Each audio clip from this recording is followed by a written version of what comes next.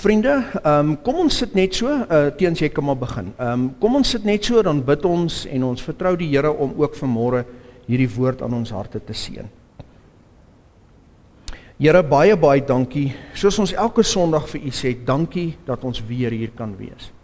Wat 'n voorreg om te kan sit saam met u kinders, mede-pelgrims, broers en susters op pad saam na die ewige koninkryk, na die Godstad wat ons so uitsien, Here, die nuwe Jerusalem. Dankie dat ons by mekaar kan kom, dat ons versterk kan word uit u woord, en dat ons dan weer kan uitgaan in die wêreld in en besig raak in u wingerd vir die week.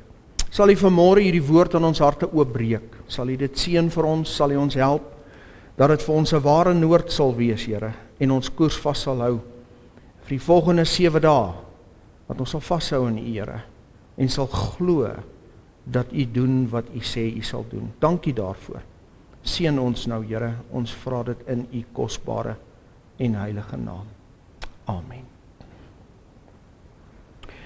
Vriende, verlede week, Micha 4, ons het verlede week gesien, in Micha 4, het ons gekyk na die tema, die skaapstoring, bastion van Israel, krag van Israel, en ons het gesien dat die lam wat gebore sou word in Bethlehem, wat die sonde van die dood oorwin het en die sonde van die wêreld wegneem, dat hy die krag van God se mense is. Hulle weet dit nog nie, praat nou van Israel, maar hy is hulle krag, en hy is die ware krag, verskoning wat alles sal oorwin, en hy is ook ons krag.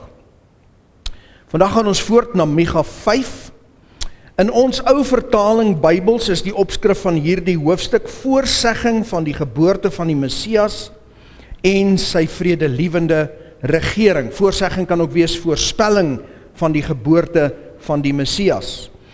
Guzik gee aan hierdie hoofstuk die tema A Ruler from Bethlehem. In die King James is die opskrif van hierdie hoofstuk The Ruler to be born in Bethlehem. Die tema van ons boodskap vandag, Babylon versus Bethlehem. Babylon versus Bethlehem. Nou vriende, in die King James, in die Engelse Bybel, is die laaste vers van hoofstuk 4, vers 14, julle is opgelet het, verlede week het ek hom nie aangeroer nie. In die King James is die laaste vers van hoofstuk 4, die eerste vers van hoofstuk 5. Ek weet nie hoekom het ons Afrikaanse vertalers hom by hoofstuk 4 gesit nie, maar in die Engels is hy die eerste vers van hoofstuk 5. So kom ek lees vir ons uit die King James. Micha 5 vers 1 in die King James sê, Now gather thyself in troops, O daughter of troops. He hath laid siege against us, en hy praat hier van Babylon, Babyloniërs. They shall smite the judge of Israel with a rod upon the cheek. Vers 2. But thou, Bethlehem Ephratah, though thou be little among the thousands of Judah, yet out of thee shall come forth unto me he that is to be a ruler in Israel, whose goings forth have been from old, from everlasting. As ons in ons Afrikaanse Bybels dit op dieselfde manier sou lees, met ander woorde ons vat die laaste vers van hoofstuk 4 en ons sit hom by hoofstuk 5, dan klink dit so. Nou sal jy by hope by mekaar moet kom, o dogter van krygsbendes. Die vyand het 'n wal teen ons opgegooi, en hy praat van die Babyloniese ballingskap wat op pad is. Met 'n stok slaan hulle die regeerder van Israel op die kakebeen, maar jy, Bethlehem Ephratah, klein om te wees onder die geslagte van Juda, uit jou sal daar vir my uitgaan een wat 'n heerser in Israel sal wees, en sy uitgang is uit die voortyd, uit die dae van die ewigheid. Die oorgang tussen hoofstuk 4 en hoofstuk 5 is baie duidelik. Micha sien profeties die Babyloniërs aankom, hy sien dit, maar hy sien ook die ewige heerser wat in Bethlehem gebore sal word. Vers 1 van hoofstuk 5 in ons Bybels is gelaai met wonderlike krag, vriende. Bethlehem Klein en eenvoudige plekkie soos ons verlede week ook oor gesels het. Maar 'n baie belangrike plek, die geboorteplek van koning Dawid en die weiplek van die tempelkuddes, soos wat ons verlede week gesien het. En God kies eenvoudige Bethlehem as die intreepunt vir sy seun in hierdie bose wêreld in. Soos julle weet, beteken die naam Bethlehem huis van brood. En hier sou die brood van die lewe tussen die honger en dooies in sonde die wêreld inkom. Soos Jesaja dit gestel het, die in duisternis het 'n groot lig gesien. Efrata was die ou antieke naam van Bethlehem en die gebied wat rondom dit lê. Efrata dra die betekenis van vrugbaarheid en oorvloed. Dis hoekom ook dit die huis van brood was. Daar was goeie landbougrond en veiding rondom Bethlehem. 'n Plek van oorvloed en van vrugbaarheid. Ons sien Bethlehem Efrata reeds vroeg in die woord van die Here. Jakob se vrou Rachel, sy gunsteling vrou Rachel, is hier begrawe. Genesis 35 vers 19 sê, so het Rachel dan gesterwe en sy is begrawe op die pad na Efrat. Dit is Bethlehem. En Jakob het 'n gedenksteen op haar graf opgerig. Dit is die gedenksteen van die graf van Rachel tot vandag toe. En Israel het weggetrek en sy tent opgeslaan aan die ander kant van Migdal Eder. Ander kant die skaapstoring waarna ons verlede week gekyk het. Naomi en haar skoondogter Rut keer ook terug na Bethlehem. En dit is hier in Bethlehem waar sy as 'n verworpene, 'n Moabiet, 'n vervloekte volk, deel word van die lyn van die Messias wanneer Boas haar vra om met hom te trou. 'n duidelike heenwysing, 'n duidelike vingerwysing dat die lam wat die sonde van die wêreld sou wegneem, nie net vir God se volk sou wees nie, maar vir al die volke van die wêreld. Spurgeon skryf hieroor, hy sê, Efrata was die ou naam van die plek wat die Jode behou en lief gehad het. Die betekenis daarvan is vrugbaarheid en oorvloed. Hy sê die Here Jesus is in die huis van vrugbaarheid gebore, want waar kom my en jou vrugbaarheid vandaan, my broeder, anders as uit Bethlehem? Ons arme, onvrugbare harte het nooit een blom of vrug voortgebring, voordat hulle nie met die Verlosser se bloed nat gemaak is nie. Is dit nie so waar nie?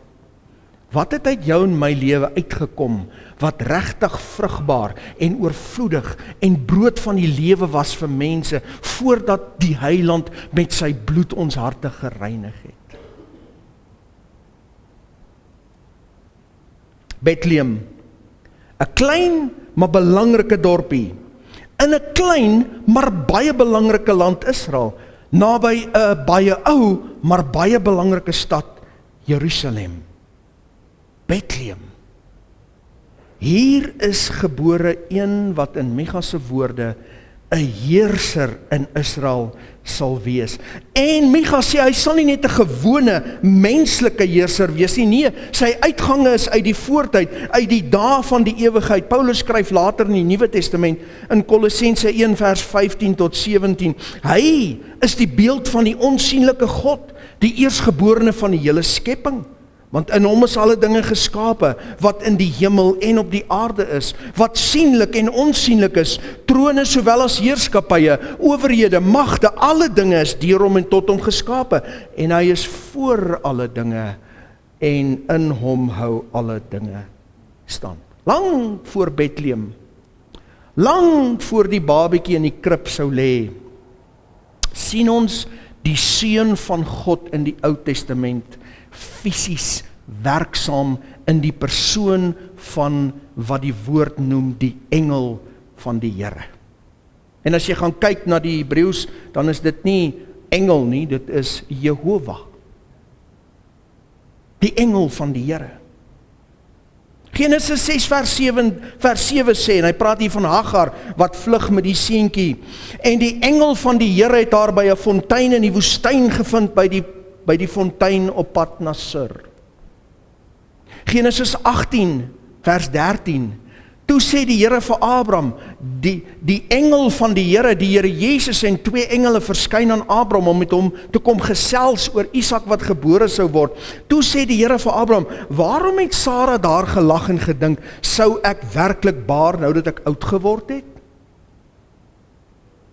Genesis 32:24, maar Jakob het alleen agtergebly en 'n man het met hom geworstel tot dagbreek. Wie was daar die man, hoofletter? Die seun van God. En toe hy sien dat hy hom nie kan oorwin nie, slaan hy hom op sy heupbeen, sodat die heupbeen van Jakob uit lid geraak het.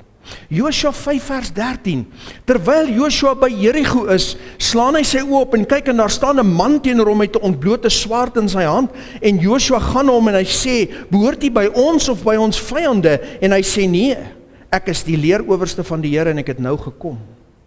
Toe val Josua met sy aangesig op die grond, en hy vra hom, wat wil my Heer aan sy diensknegt sê? As dit 'n engel was, sou die engel onmiddellik vir hom gesê het, staan op, moenie my aanbid nie.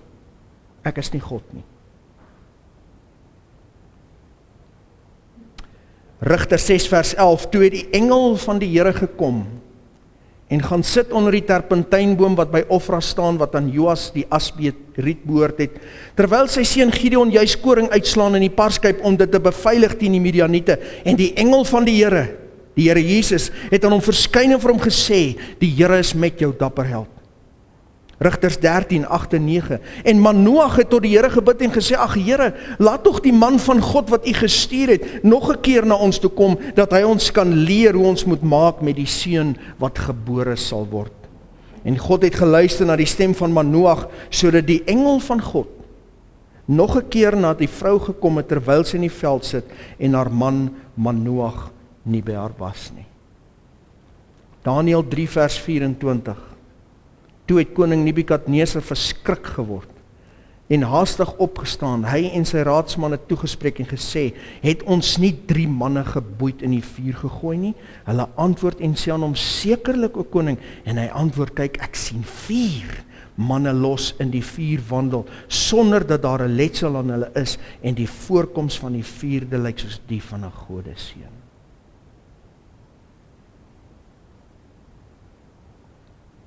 Die heerser wat Micha sien, wat sal kom, is nie 'n menslike koning nie. Hy sien die seun van God gebore word in 'n menslike liggaam. Maar sy wese was van ewigheid tot ewigheid. Hierdie pap, menslike baba seentjie, daardie ou pap liggaampie was gevul met die wese van God self, die persoon van God self, die engel van die Here, die seun van God, die tweede persoon in die kosbare drie-eenheid. Vriende, God het die ondenkbare gedoen, die ondenkbare. Hy het homself beklee met 'n swak menslike liggaampie, sodat hy ons kan help. Hy wat geen begin of einde het nie, hy wie se grootheid en krag ons nooit kan deurgrond nie, hy wie se liefde en gedagtes ons nie kan begin om te begryp nie, hy verneder homself.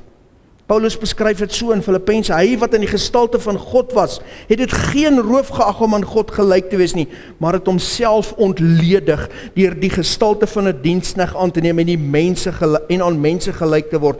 En in gedaante gevind as 'n mens, het hy homself verneder deur gehoorsaam te word tot die dood toe, ja, die dood van die kruis. Hy verneder homself vrywillig ter wille van ons. Ons kan nie begin om te verstaan wat het hom gekos het nie. Ek en jy kan nie begin om te verstaan hoe nederig God is nie. Ons kan nie begin om te verstaan hoe genadig hy is nie. Ons is ver te hoogmoedig en beskadig deur sonde om dit te kan begin verstaan. Dis te moeilik vir ons.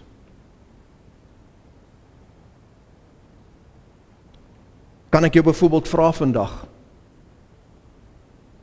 wanneer laas het jy jouself vrywillig verneder voor God en voor mense? Vrywillig. Nie omdat jy gevang was met 'n boete of omdat iemand jou uitgevang het nie. Wanneer laas het jy jouself vrywillig verneder voor God en voor mense. Wanneer laas het jy jouself vrywillig te nagekom, sodat dit met ander mense beter kan gaan? Wanneer laas? Dit is moeilik vir ons. Maar dit is God se natuur, dis wie hy is. Vanaf vers 2 tot 3 sien Micha dat hierdie heerser, wat gebore sal word in Bethlehem, dat hy sy skape sal moet opgee vir 'n tyd lank, beide vir die Babyloniese ballingskap van destyds en tydens die diaspora na sy kruisiging. Maar, sê Micha, hy sal hulle weer terugbring na Jerusalem. Vers 2 en 3. Daarom sal hy hulle prys gee tot op die tyd dat 'n barende gebaar het. Verlede week het ons gepraat van die pyne waardeur Israel moet gaan en weer 'n keer moet gaan voordat ons Messias terugkeer. En hy sal optree en hulle laat wy in die sterkte van die Here, in die majesteit van die naam van die Here sy God, en hulle sal rustig woon, want nou sal hy groot wees tot aan die eindes van die aarde. In vers 4 en 5 sien Micha dat die heerser uit Bethlehem Jakob sal bevry van die Assiriërs. Vers 4 en 5. Hy sal vrede wees wanneer Assur in ons land kom en hy ons paleise wil betree, sal ons teenoor hom 7 herders stel, ja, 8 vorse uit die mense, en hulle sal die land Assur met die swaard afwy en die land van Nimrod by sy ingange. So sal hy ons dan van Assur bevry wanneer hy in ons land kom en ons grondgebied betree. En vriende, dit is presies wat gebeur het. Die Assiriërs het die noordelike Samaria ingeneem. Hulle het die 10 stamme van Israel in die noorde totaal verwoes en weggevoer, en hulle het ophou bestaan as 'n volk. Maar in die suide het Jerusalem en Juda veilig oorgebly teen die Assiriërs.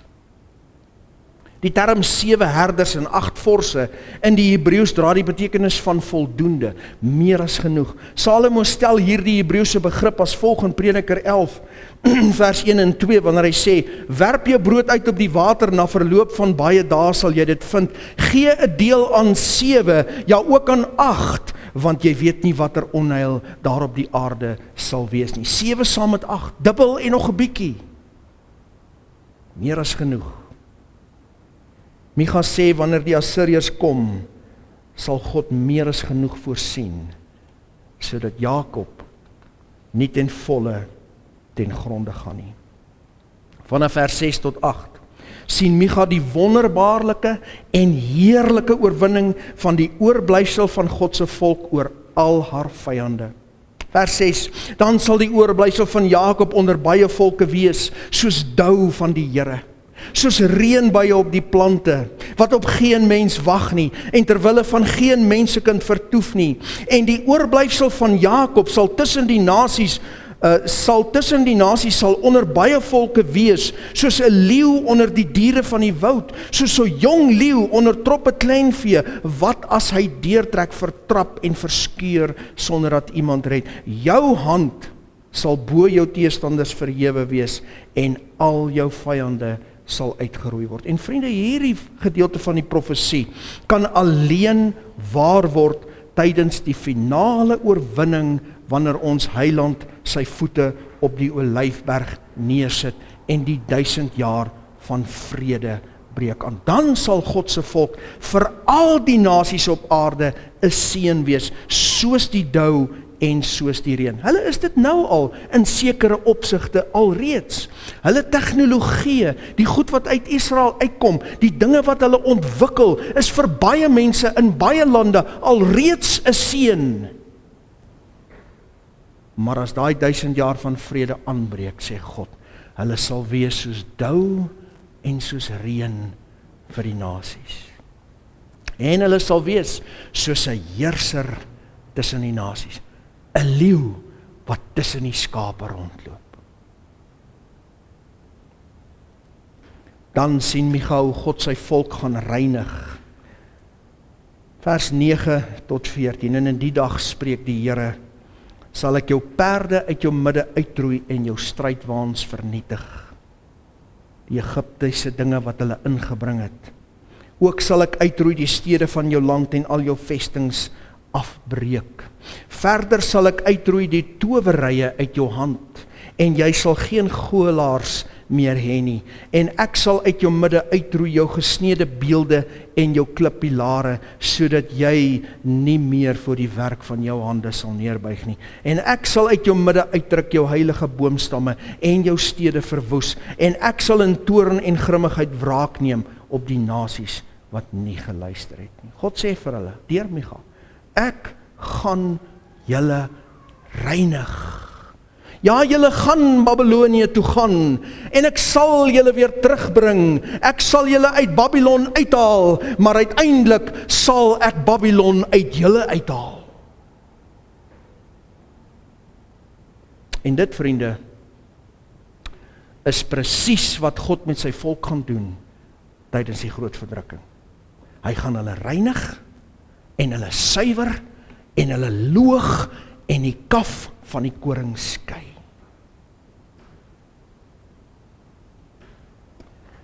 Reg deur die skrif sien ons twee lyne, twee koninkryke, ek het al so baie daaroor gepraat, van Genesis tot by Openbaring. Twee teenoorgestelde sisteme aan die werk. God se koninkryk wat werk en groei. Satan se koninkryk wat werk en groei. Die lyn van Kain, die lyn van Set. Uit Kain se nageslag word Nimrod gebore. Nimrod bou die toring van Babel en die stad Babylon. En hy word die voorloper van alles wat rebels en teen God is. Die vroeë voorloper van ons moderne wêreld en sy opstandige sondige sisteme. Micha noem ook sy naam in hierdie hoofstuk. En hulle sal die land Assur met die swaard afwy en die land van Nimrod by sy ingange. Toe Nimrod nog geleef het, het hy ook die gebied wat later deur die Assuriërs bewoon sou word, ingeneem en oorgeneem. En dit is hoekom Micha daarvan praat as die land van Nimrod. Nou vriende, dit is vir my opmerklik dat Micha Nimrod se naam hier noem. Hy kon net sowel gesê die land van die Assuriërs. Hoekom sê hy die land van Nimrod? Nimrod het op daardie stadium nie eens meer gelewe nie. Waarom sê hy dit? Vir my is dit duidelik. Hier's twee koninkryke in hoofstuk 5 aan die werk. Twee koninkryke word in hierdie profesie verteenwoordig. Die koninkryk van God en die koninkryk van Satan. Uit die lyn van Set sou ons Messias gebore word in Bethlehem. Uit Nimrod het Babylon en alles wat in opstand is teen God gekom. Twee lyne, twee koninkryke, twee verskillende eindbestemmings, en net een koninkryk kan oorleef op die einde van die dag. Daar is nie in hierdie heelal plek vir twee koninkryke nie, net een. En in hierdie hoofstuk sien ons beide. Ons sien die naam Nimrod. En ons weet dat Micha en die ander profete die volk van God waarsku dat hulle na Babel weggevoer sal word, na die stad van Nimrod, Babylon en sy stelsels, as hulle nie hulle tot God bekeer nie, die stad van die koninkryk van die duisternis, die stad wat in die woord van God alles wat boos is verteenwoordig, die stad van die goddelose Nimrod. En dan het ons vers 1, en jy Bethlehem. In hierdie hoofstuk is dit met ander woorde die reusagtige, roemryke, suksesvolle Babylon teen Bethlehem. Koninkryk van die duisternis teen die koninkryk van die lig. 100 jaar verloop nadat Micha hierdie woorde spreek. Die koninkryk van die duisternis groei voort, die koninkryk van die lig groei voort. Die volk van God word uiteindelik deur koning Nebukadneser weggevoer na Babel, net soos wat Jesaja en Micha gesê het. Die Babyloniërs is op die kruin van hulle ryk. Hulle is die mees gevorderde en magtigste beskawing vir daardie dag. En koning Nebukadneser ry die golf, hy ry die kruin van die golf. Later word hy so hoogmoedig, dat hy 'n beeld van goud laat bou, en dit in 'n dal oprig, en vir almal sê, julle moet, as julle die geluid van die bassyne en die tamboeryne hoor, moet julle neerval, en hierdie beeld aanbid. Met ander woorde, julle moet my aanbid. So hoogmoedig word hy, dat God hom moet verneder. Hy word so mal soos 'n haas, en vir 7 jaar lank leef hy in die veld, en hy eet gras soos 'n bees. Ek glo natuurlik, hy was die eerste regte vegetariër. In 'n droom later, wys God aan Nebukadneser wat gaan gebeur. Hy wys vir hom in Babylon, wat met Babylon sal gebeur ver in die toekoms, en die ander beskawings wat na hulle gaan volg, en hoe die geskiedenis sal ontvou, en hoe alles uiteindelik sal eindig vir Babylon en die koninkryke van hierdie wêreld. Koning Nebukadneser droom hierdie ontstellende droom, en hy laat al sy wyse mense kom, en hy sê, julle moet vir my sê, wat het ek gedroom, en dan moet julle vir my sê, wat beteken dit? Want hy wil seker maak dat niemand hom kan mislei nie. 'n Menslik onmoontlike opdrag. Hoe moet hulle weet wat het die koning gedroom? Die wyse manne trap rond, want hulle weet nie wat om te doen nie. En Nebukadneser word so woedend dat hy beveel dat al die wyse manne doodgemaak moet word, omdat hulle nie vir hom kan sê wat hy gedroom het nie. As julle dan nou so magtig is, hoekom kan julle nie vir my sê wat ek gedroom het nie? En hierdie vriende sou Daniël en sy 3 vriende ingesluit het. Daniël gaan na die koning toe en hy sê, koning Nebukadneser, gee my net 'n dag of 2. Laat ek en my vriende net bid en die God van die hemel vra. En die koning sê, is reg, gaan doen dit. En in die nag wys God vir Daniël wat die koning gedroom het. En hy gaan staan voor koning Nebukadneser. En ek lees vir julle saam uit Daniël 2. Vers 31 en die res. En ek gaan hier die hele droom lees. Daniël sê vir hom, o koning, het 'n gesig gehad. Kyk, daar was 'n groot beeld. Hierdie beeld was hoog en sy glans was buitengewoon. Dit het voor u gestaan en sy voorkoms was vreeslik. Wat die beeld betref, sy hoof was van goeie goud, sy bors en sy arms van silwer, sy buik en sy lendene van koper, bene van yster en voete van yster en klei. En u het gekyk tot dit daar sonder die toedoen van mensehande 'n klip losraak wat die beeld getref het aan sy voete van yster en van klei en dit fyn gestamp het. Toe is tergelykertyd die yster, die klei, die koper, die silwer en die goud fyn gestamp en dit het soos kaf geword van die dorsvloer in die somer, wat die wind wegneem, sodat daar geen spoor gevind is nie. Maar die klip wat die beeld getref het, het 'n groot rots geword wat die hele aarde gevul het. Dit is die droom. En sy uitlegging sal ons nou voor die koning sê. U, o koning, konings van die konings, aan wie die God van die hemel die koningskap, die krag, die sterkte en die eer verleen het, en in wie se hand hy die hele bewoonde wêreld, die mense, kinders, die diere van die veld, die voëls van die hemel gegee het, sodat hy u as heerser oor hulle almal aangestel het. U is die hoof van goud. Na u sal daar 'n ander koninkryk opstaan, geringer as die van u, daarna 'n ander, 'n derde koninkryk van koper, wat oor die hele aarde sal heers. En die 4de koninkryk sal hard wees soos yster, juis omdat yster alles fynstamp en verpletter, en soos die yster wat vergrys, sal hy dit alles fynstamp en vergrys, en dat die voete en die tone soos u gesien het, deels van pottebakkers klei, en deels van yster was, dit sal 'n verdeelde koninkryk wees, en van die hardheid van die yster sal daarin wees, omdat u die yster met die kleigrond gemeng gesien het, en dat die tone van die voete deels van yster en deels van klei is, 'n gedeelte van die koninkryk sal hard en 'n gedeelte sal bros wees, dat u die yster gemeng met kleigrond gesien het, hulle sal deur menslike gemeenskap onder mekaar vermeng raak, maar hulle sal nie aan mekaar vasklewe nie, net soos yster nie met klei meng nie. Maar in die dae van die konings sal die God van die hemel 'n koninkryk verwek, wat in ewigheid nie vernietig sal word nie.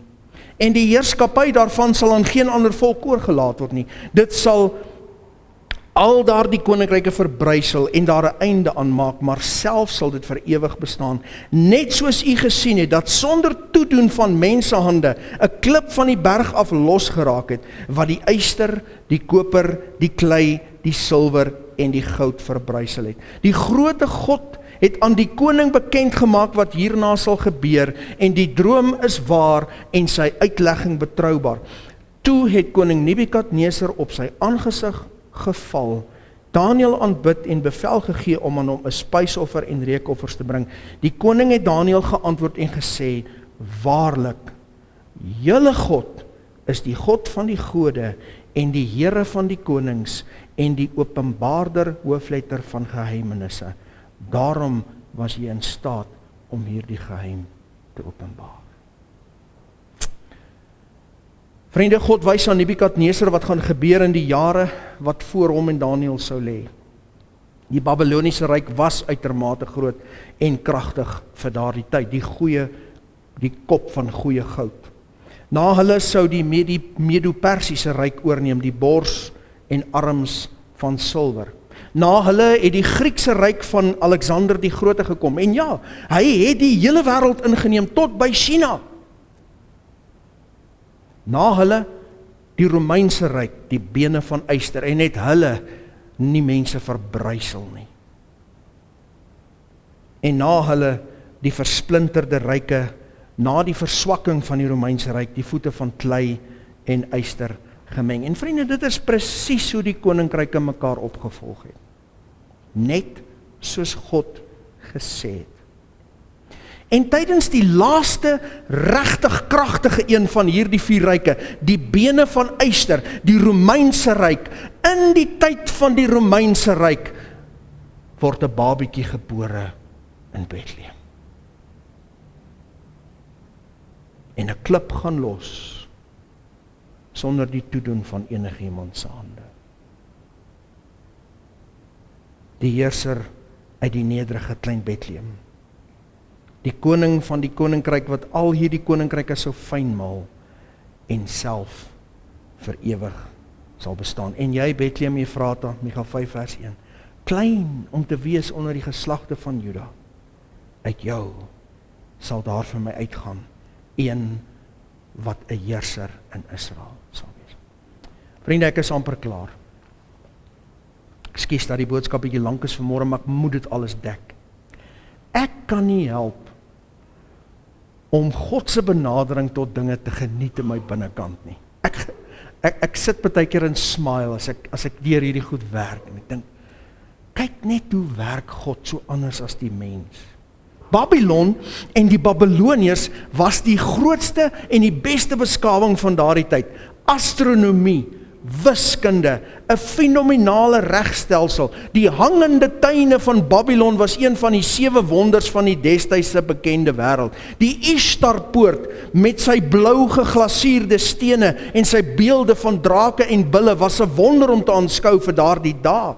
'n Massiewe tempelkompleks vir hulle afgod Marduk. 'n Ekonomie wat wit warm aan die werk was in hulle handel, in landbou en wol en tekstiel. Alles wat hierdie wêreld kan aanbied was in Babylon. Alles. Elke stukkie vermaak, elke stukkie plesier, alles wat jou hart begeer, was in Babylon. En so was al die groot menslike ryke wat gevolg het, Medo-Persies, Alexandrie, die Grieke met Alexander die Grote en die Romeine, menslike reuse in hulle eie reg gewees. Maar sien vriende, God werk nie deur kragtige menslike ryke nie.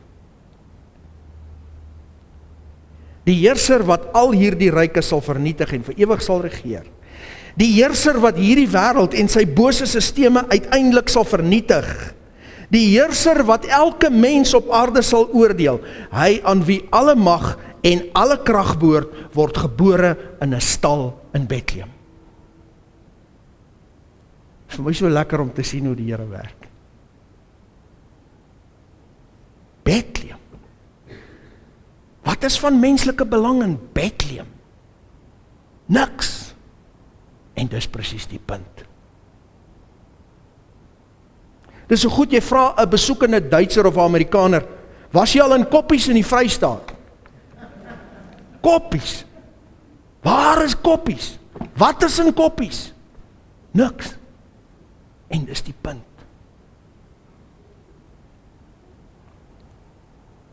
God werk nie waar mense en hierdie wêreldse sisteme groot figureer nie. Hy werk eenvoudig nie so nie. 2000 jaar gelede word ons heiland gebore in Bethlehem. Die rots wat alles sal vermorsel, begin rol en word al hoe groter, en hy maal alles fyn wat voor hom is, en sy koninkryk begin groei, en groei, en groei, en dit word 'n rots wat die aarde vul, en hy bou 'n koninkryk wat vir ewig sal wees. Aan die einde van hierdie bedeling sien Johannes op die eiland Patmos, hoofstuk 19, en ek kan nie hierdie hele gedeelte lees nie om tyd te spaar, julle kan hoofstuk 19 gaan lees. Hy sien hoe die Here Jesus aan die hoof van die hemelse leerskare afkom op 'n wit perd, 'n swaard gaan uit sy mond. Kom ons lees net vers 15, en uit sy mond gaan daar 'n skerp swaard om die nasies daarmee te slaan.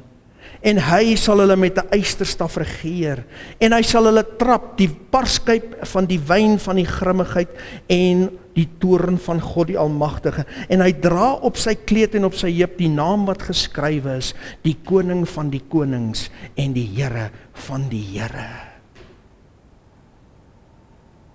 Waar is hy gebore? Bethlehem. Babylon?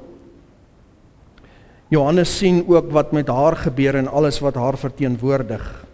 Openbaring 18 vers 2. En hy het met 'n groot stem kragtig uitgeroep en gesê, geval, geval het die groot Babylon. Dit het geword 'n woonplek van duiwels en 'n versamelplek van allerhande onrein geeste en 'n versamelplek van allerhande onrein en haatlike voëls. Verstaan jy nou hoekom hier dieselfde Johannes 'n paar jaar van tevore in 1 Johannes 2 vers 15 geskryf het, moenie die wêreld lief hê nie. Of die dinge wat in die wêreld is nie. As iemand die wêreld lief het, dan is die liefde van die Vader nie in hom nie. Dis twee verskillende koninkryke. Jy's of lief vir hierdie wêreld, of jy's lief vir God se koninkryk. Jy's of deel van Babylon, of jy's deel van wat uit Bethlehem uitkom. Jy kan nie beide hê nie. Want alles wat in die wêreld is, die begeerlikheid van die vlees, die begeerlikheid van die oë, die grootsheid van die lewe, Babylon, Alexander die Grote, die Romeine, ons gaan die wêreld regeer, ons gaan stede bou, ons gaan, is nie uit God nie, maar is uit die wêreld, is uit Babylon. En hierdie wêreld gaan verby, en sy begeerlikheid, maar hy wat die wil van God doen, bly vir ewig. Hoekom? Want soos wat jy in Christus inkom, word jy deel van hierdie rots wat rol, word jy deel van hierdie rots wat al hoe groter word, want jy's nie meer deel van Babylon nie, jy's deel van 'n rots wat hierdie hele aarde gaan vul, en 'n koninkryk wat vir ewig sal bestaan. Die magtige Babylon versus die klein Bethlehem. Wie sou kon raai in Micha se dag wat die heerlike uitslag sou wees? Dis soos Dawid teen Goliat, Gideon en sy 300 teen die Midianiete. Die magtige paleise van Babylon teen 'n stal in Bethlehem. Micha 4 vers 14. Nou sal julle by hope by mekaar moet kom, o dogter van krygsbendes, want Babylon kom teen julle. Maar 5 vers 1, maar jy Bethlehem Efrata, klein om te wees onder die geslagte van Juda, uit jou sal daar vir my uitgaan een wat 'n heerser in Israel sal wees. Ek is klaar, vriende, dit maak nie saak hoe sterk en kragtig en indrukwekkend hierdie wêreld is nie. Dit maak nie saak hoeveel hierdie wêreld jou kan aanbied nie. Die rots is aan die rol. Die vraag vanmôre is, gaan jy deel word van die rots wat rol, of gaan jy deel wees van hierdie wêreld wat plat gerol gaan word? Die magtige Babylon het nie 'n kans teen klein Bethlehem en sy heerser nie. Aan wie se kant is ek en jy vandag? Wil jy dit groot maak in hierdie vervloekte wêreld? of sal jy nederig wandel saam met die heerser uit Bethlehem, wie sy uitgange is uit die voortyd, uit die dae van die ewigheid. Kom ons bid saam. Here, baie dankie dat U vanmôre vir ons wys, soos U vir Nebukadneser gewys het. U gaan hierdie wêreld en sy koninkryke fyn maal en die wind gaan hulle wegwaai.